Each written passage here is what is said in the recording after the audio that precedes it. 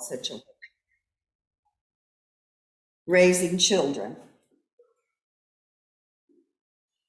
managing a chronic illness, getting along with difficult people. Just fill in your latest struggle. But often there just aren't simple answers because we are not simple creatures. Philip Pullman, author of His Dark Materials, once wrote, "I feel with some passion that what we truly are is private and almost infinitely complex and ambiguous, and both external and internal, and double or triple or multiply natured, and largely mysterious, even to ourselves." We know about human reproduction, yes, but we feel we don't really know how we got here. We're ambitious and striving sometimes only to discover that we don't really know what we want. We seek the truth and find that the truth only results in more questions.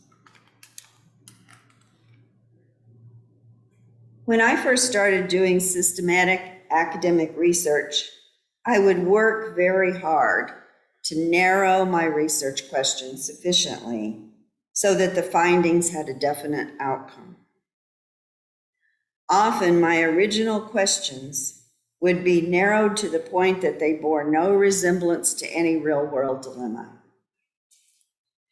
I did educational research, and classrooms are not controlled settings. That is a blatant understatement. Classrooms are in social contexts. They contain multiple people with multiple histories and influences, and each one biologically unique. Over and over, I would find that the answer began with the phrase, "It depends."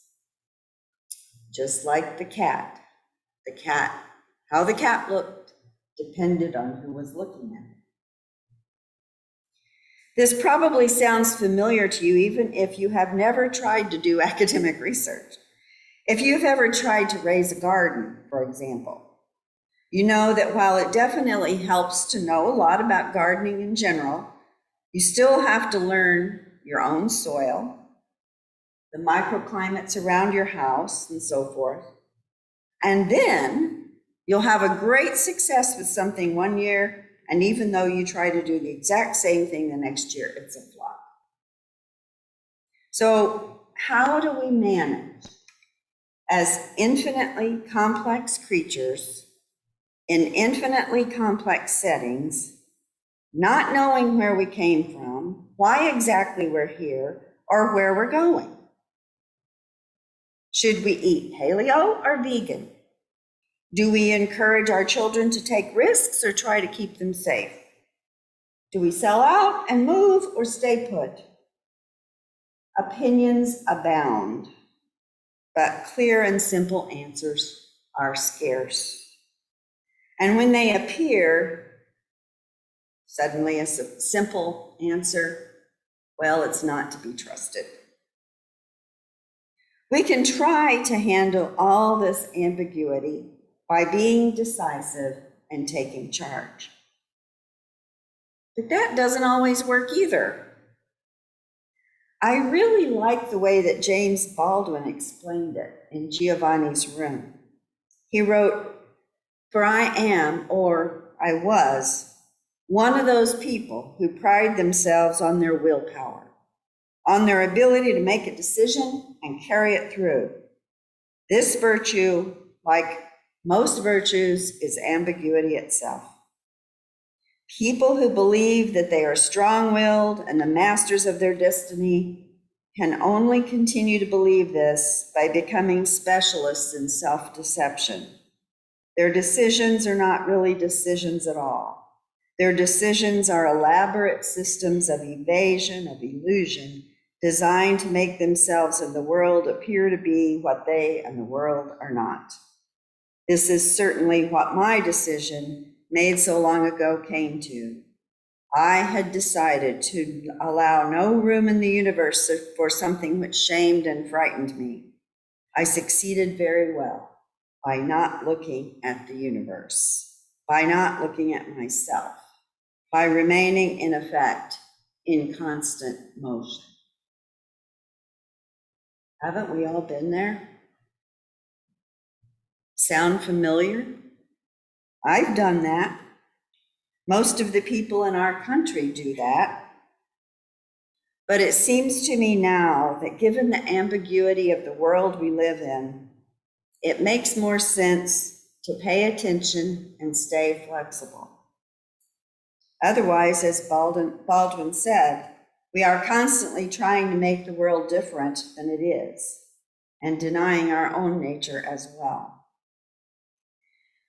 I would add that we will also be trying to make other people other than they are, which is a very frustrating endeavor.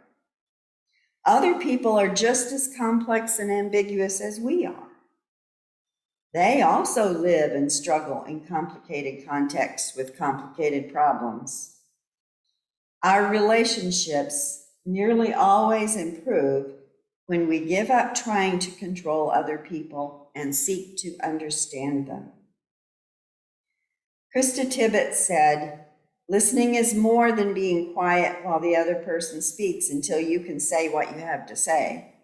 I like the language Rachel Naomi Remen uses with young doctors to describe what they should practice: generous listening. Generous listening is powered by curiosity, a virtue we can invite and nurture in ourselves to render it instinctive. It involves a kind of vulnerability, a willingness to be surprised, to let go of assumptions and take in ambiguity. The listener wants to understand the humanity behind the words of the other and patiently summons one's own best self and one's own best words and questions. So generous listening, curiosity, accepting ambiguity. We could find ourselves fascinated by other people instead of frustrated. Another reason to pay attention and remain flexible is that we miss so much of the beauty and mystery of life by narrowing our vision and staying in constant motion. Our anxiety about staying on track and meeting our goals can blind us and put us on a roller coaster of highs and lows. Eckhart Tolle describes it another way. He wrote, "To offer no resistance to life is to be in a state of grace, ease, and lightness. This state is then no longer dependent upon things being in a certain way, good or bad." It seems almost paradoxical, yet when your inner dependency on form is gone, the general conditions of your life, the outer forms, tend to improve greatly. Things, people, or conditions that you thought you needed for your happiness now come to you with no struggle or effort on your part, and you are free to enjoy and appreciate them while they last. All those things, of course, will still pass away. Cycles will come and go, but with dependency gone, there is no fear of loss anymore. Life flows with ease.